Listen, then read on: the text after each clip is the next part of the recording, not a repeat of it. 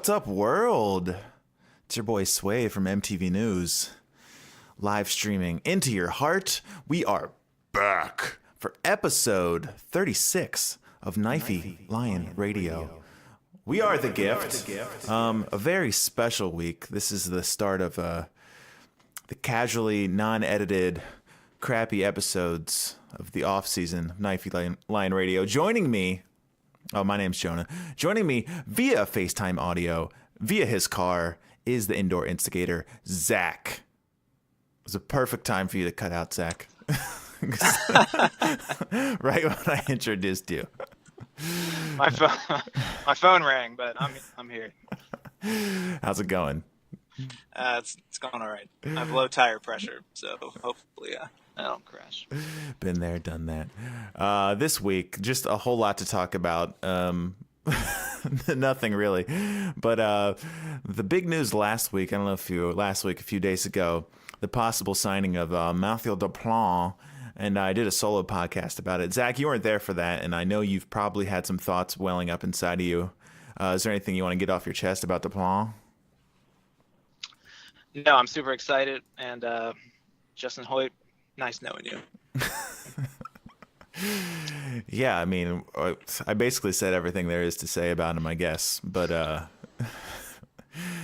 if there's anything, really, truly anything you'd like to say about him, this would be the perfect time.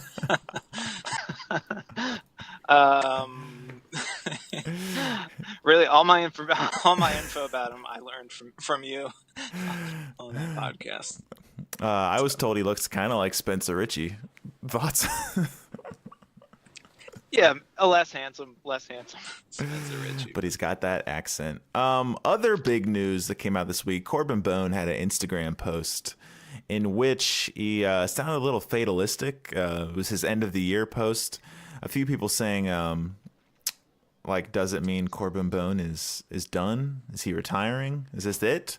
Zach, did you see the Instagram? Do you need me to read it back for you real quick? No, I saw it, and I didn't take it as a goodbye, and then I reread it, and it does sound a little like, I don't know. It was like a thank you when you're going away, but I think he's staying, so it was a little, if he's not going anywhere, it's a little much. Yeah, it says, my life has changed, and I have Cincinnati to thank. The city and the club gave me life and soccer, family and self from my most genuine place. Thank you to everyone involved. Yeah, my man Bruce Wayne, something on Discord, is convinced it was a walking away post, but like we said, people don't give our inside source any credit. Inside source says Corbin Bone and Jimmy are coming. So, no, I'm sticking with he's staying. Yeah, the other news, I know this is your job. No, but, please do. Everyone was kind of thinking Kenny was out, and they posted that video of him practicing all by himself, and it was really, really depressing. And then next thing you know, he's hanging out with Jeff Birding and really throwing a wrench into things. I don't know if you're allowed to say what we've been told or not, but I don't remember. So go ahead. I give you permission. I don't remember. It was basically that he's staying, but as some type of assistant or trainer or coach type. Yeah, I thought somebody had said maybe kind of like Omar Cummings is now. He's like Mr. Face to like the public. Yeah. Ambassador role. Yeah. Which makes sense. But yeah, you'd think if he had been cut and they told him he'd kick rocks, Kenny seems like the slightly detached kind of guy who would just sever all ties right then. So the fact he was broing up with Jeff Birdo on Halloween leads me to believe that, there's still some love there in some capacity. Yeah. What else going on? FCC players, they haven't been giving us many clues. Paddy Barrett apparently is back in Ireland. Been told it was for a wedding, so it does not mean he's been cut. Okay, he could be back. He had a tearful reunion with his mom. Do you see that on Twitter, Zach? Very emotional. No, I didn't see that. I saw a picture of him meeting his nephew and hanging out with his dad. Plus, it's the fucking off season. The guys who are from another country are probably all going to go home. That makes sense. But I was still reading into it. Yeah, but I guess Patty's mom thought he was coming back a week later, and he surprised her. And wow, there's a lot of tears. What else? So I saw, speaking of not going home, saw Justin Hoyt and Michael LaHood at a Xavier game. I don't know if it was, are they playing real games or was it Midnight Madness? But they were there, so they're still in town. They got nowhere to be. They've planted their roots in Cincinnati. Zach, have you noticed any other comings and goings? Oh, I just saw on Instagram before we started this. Emery Welshman is back in Canada with his son. Will we ever see him again? No one knows. Who knows? Pa's back in wherever he's from. I saw him tag something in Malmo. Yeah. Who else is on the team? Corbin's back home in Northside. Yeah, he was at Tokyo Kitty. Holding it down. Yeah, I don't fucking know. That's all I've seen. What else? I'm sure Nazmi went straight to North Carolina. I remember he was like super homesick at the beginning of the season. I'm sure he needed to see mom and dad. Yeah, but there's no footage of it, so I'm going to assume he went straight to the strip club. What else is going on? The next week is a new logo time. Zach, have you got branding fever? Nope. Oh, okay. I have branding fear, but keeping my fingers crossed. I don't know if you saw a total rando named Miriam Caron with the French-Canadian flag tweeted today, just saw FC Cincinnati's MLS logo leaked on Sports Logos Forum, similar to what it is now, with the winged lion more predominant, but Fußball Club Cincinnati in German. I really don't get it. And so there was about 12 FCC people saying, screenshot, link. And then she said, or he, whoever said it was taken down. Zach, did you see this? Do you know what I'm talking about? No. Okay, you missed out.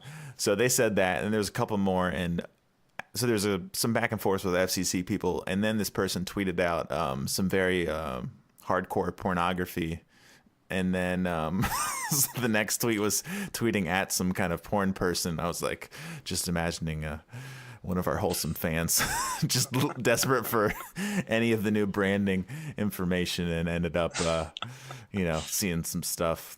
There was it was pretty. There was some vomiting. It was some pretty intense stuff. Well, that was fun. And then they mentioned some stuff. From what I do know, there is no German wording on this, so this person's full of shit. So everybody just wait, week and a half or whatever. We'll see what it is for real. What else? Did you get an invite? No, I did not get one from the team. The Pride gets an allotment, and I am in the lottery for that. I got about a 50-50 chance. Pretending I don't care. Guess what? I do care. I need to be there. And we have 100% chance of seeing you in this commercial. Forgot about that. Yeah, there may have been some branding commercial, and I'm marching as if that's something I do, looking like a fucking idiot. So look for me next to Cincy Superfan to make sure I get lots of screen time. What else? Zach, you been following the USL playoffs closely since we got the boot? Close enough to know who's in it. I saw, Didier Drogba sealed their win, and Louisville just fucking annihilated the Red Bulls. So there you have it. Yeah, how does it make you feel that we couldn't score one goal and they scored 6? Doesn't matter. Either one. It makes me feel like shit. And the only consolation I have is that we don't have to engage with them anymore, because it is. I mean, it's honestly embarrassing. I feel embarrassed. I wouldn't want to show my face down there again. So. Is that a retroactive catch out? Now's your chance. God. Yeah, I'm trying to ignore it. I did tweet that they didn't have to go through us, so we can hold on with pride. Yeah. Last time we thrashed them in that 1-0 split game that will go down in the history books. It was one of the best. How about MLS playoffs? You getting your beak wet thinking about our chances next year? Yeah, honestly, when I used to watch the MLS, I used to think to myself, this is terrible. And I think I was so used to just watching European leagues and stuff, then I'd put the MLS on and be like, this is horseshit. And then maybe after, these seasons of watching the USL, I put on the playoffs today, I was like, man, we better get a whole fucking new team because it is miles above where we are, especially the Portland-Seattle game. And then, I watched the Crew game too. I thought they were getting dominated in that first half. And then I wanted them to lose. So that was sort of depressing to me. Yeah, I'm watching with one eye open. I don't know what I'm talking about. But, yeah, I don't know. Our season's over. Just kind of dragging along. Like, are we really going to show up every week? That's the big question. Yeah, I mean, this is a drag for me right now. For people who are watching the live stream, I'm sure there's at least one of you. Mom, if you're out there, thanks for watching. This won't make any sense. Go ahead. Never mind. I was going to say something that would normally be edited out. I got no time to edit tonight. No, it's all going live, so I'll keep my Amelia comments to myself. You can say whatever you want about Cecilia. Yeah. She doesn't know how to work a computer. Yeah. It was a compliment. You could have that. Showing off for Halloween style. But yeah, what I was going to say, it won't make sense for the live stream, but for the normal podcast, apparently, well, if he doesn't send me it, it'll look stupid, but Kevin Wallace sent me a minute. I don't know what it's about. I have no idea. And if he didn't, pretend I never said this. But here's Kevin Wallace's, unless you're live streaming, random ass Western Conference minute. If you're an American, you are contractually obligated to watch playoffs. And if you're a soccer fan, you're going to be watching playoff soccer. And if you're like me, you've already deleted USL from your FOTMob app, which meant this weekend was 9 hours of binge-watching MLS playoff soccer. And I don't know about you, but I find myself rooting for the Crew. Now, I know they're supposed to be our rivals, but the story here is way too good. They save the Crew and they win a title? That'd be a hell of a move. The other options aren't great either. NYCFC plays on a baseball field, and Tata Martino is going to be Mexico's next head coach, so they're out. I'm still bitter about the Red Bulls, so no. Portland and Seattle are hipster bandwagon picks, so I'm out on them, and I couldn't care less about RSL in Kansas City. But Berhalter's going to be the next U.S. coach, so it looks good for all of us if he does well. Next year, I'd love for our first game of the season to be going to Columbus and beating the reigning champions. So go Crew? Sure, why not? Oh, baby. Yeah. Variety is the spice of life. And that was... Yeah, lots of good stuff. Let's see. I'll put back up my Matthew Duplan image. Throw that back up there. This live stream's getting out of control. It's either been 8 minutes or like an hour. I have no idea. I'm not going to check. But Zach, I can let you go. Whatever, I'm sure something important's going on. I mean, this is a crazy Monday. This is the off season. Things are really spiraling out of control. Yeah, all I'll say is I thought we were going to have a lot more information because they said they want everything, sewn up by the end of the week when it comes to the roster. But we're talking about like you can't just cut everybody in hopes that you're going to replace them, right? So you got to because you don't know who you're going to get. Yeah, so I think a lot of it. It's going to come down to like when Koch gets back from this trip, who we've signed is going to dictate who we keep. And I know it kind of sucks to keep some of these players in limbo, but you have to, don't you? Yeah, that makes more sense. But I was kind of hoping for a funeral episode where we could really throw some dirt on the graves of these guys. With love in my heart. I mean, it'd be sad, but I was ready for some content, but instead I'm talking about fucking Justin Hoyt's at a Xavier game, for fuck's sake. That's all we got. But I'll talk a little bit about the FAI Cup game. I'll let you go though, Zach. I know you've had a big day. I literally have no idea what you've done today, but I haven't done much. Young Eli had a soccer game. It was pretty frustrating. I got to tell you, there was one parent I really wanted to fucking beat his face in, who his kid was having a good time, running back and forth with a smile, and him and his mom pulled him off the field in the middle of the game, take him home because he wasn't kicking the ball. I'm like, they're 3 years old, man. Unbelievable. Like, just kick the damn ball. Kick the ball once. You're not kicking it. You're going home. You're going home. You won't kick the ball. You're going home. It's like, Jesus, man.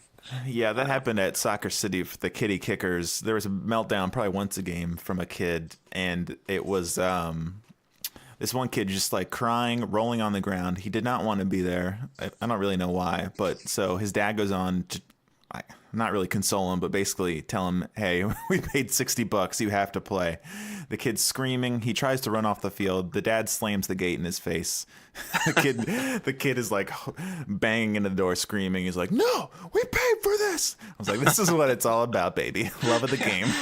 Yeah. Well, I'll tell you, me and Mom, she came down and watched, and there was that exact scenario, and it was like trying to get a dog to go back inside. This guy, he pushes his kid onto the field with the door, then locks the door. So that entire like quarter, me and Mom were watching the game with there's two little fingers over the edge of the door, and this kid's trying to climb out the whole time, and his dad just like walked away. I'm like, ah. And I was like, I was like, this isn't my style. Like. Yeah, but I mean, inspiring the love of the game into the youngsters, you gotta start them early. Yeah. But yeah, if you want to get into the cup game, I'm out here in the rain and my tire's low, so I need to put some you at Speedway? Put some air in it. I'm gonna go to Speedway because they've got the digital tire pressure gauge. More than just speedy freezes. That's their famous slogan. Well, I'm glad to join you on what is undoubtedly the worst episode of Knifey Line Radio anyone will ever hear, because they didn't hear the vacation episode. That will bury that one deep down. It sucks. Your last one was really good. I listened at work. I was laughing a lot. Alex Kuhn said, I need my 13 minutes back. He just doesn't get it. If you listen to Michael Ian Black has a podcast where he just reads a book. Fuck, what book is it? It doesn't matter. Jude but that's the all Obscure. He does. I have not actually listened to Jude the podcast, Obscure, but I'm it's familiar. called Obscure. Yeah.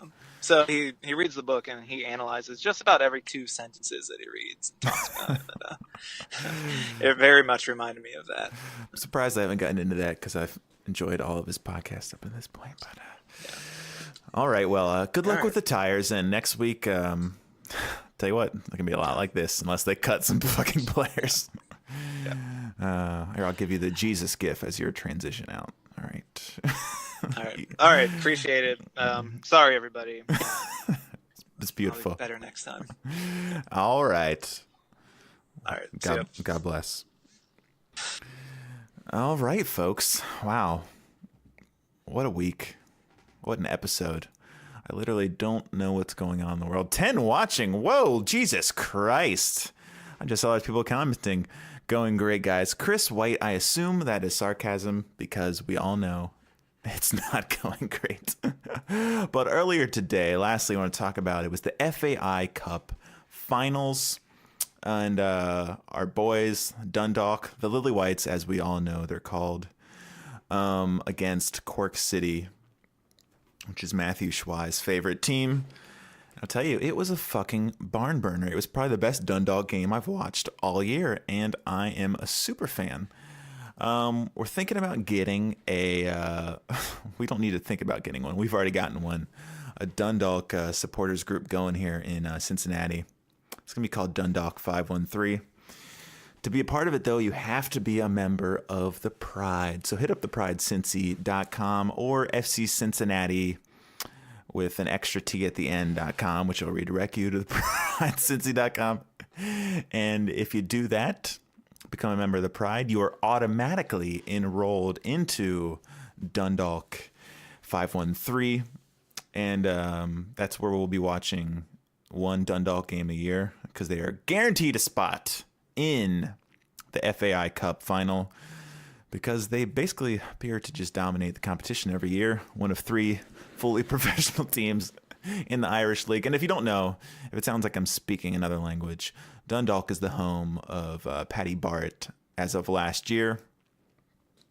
And I'm sure we'll have 3 more of their players on FCC next year. So if you don't know, now you know. shout out to our boy Kieran of the Pride, most notably, and also slightly, I don't know, do you say you work for? Highly affiliated with Dundalk.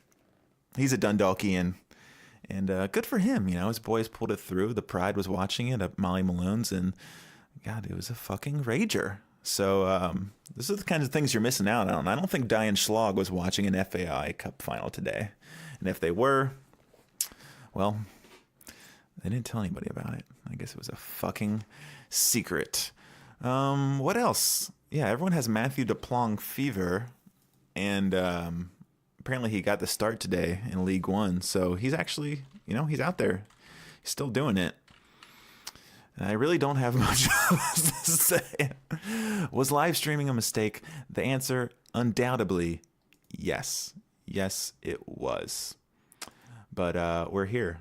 Here, let's pull up. If you're listening to this, this is going to be fucking lame, but go ahead and pull up Matthew DePlon's Wikipedia page. Just because through the glory of technology, we're able to do so. Look at him. Looking all DePlong-like. He honestly doesn't really look like Pat or Spencer Ritchie in this one. He looks like a scared 18-year-old boy. But he's all man. He's 27. But yeah, that's really it for this week. If you have any ideas for next week, in case they don't fucking get rid of everybody on the team, so we have something to talk about, holler at your boy. I hope you enjoyed Kevin Wallace's Crazy Minute. And if he didn't send me one tonight, I apologize for even mentioning it. Because really all I did was confuse everybody. But yeah, so...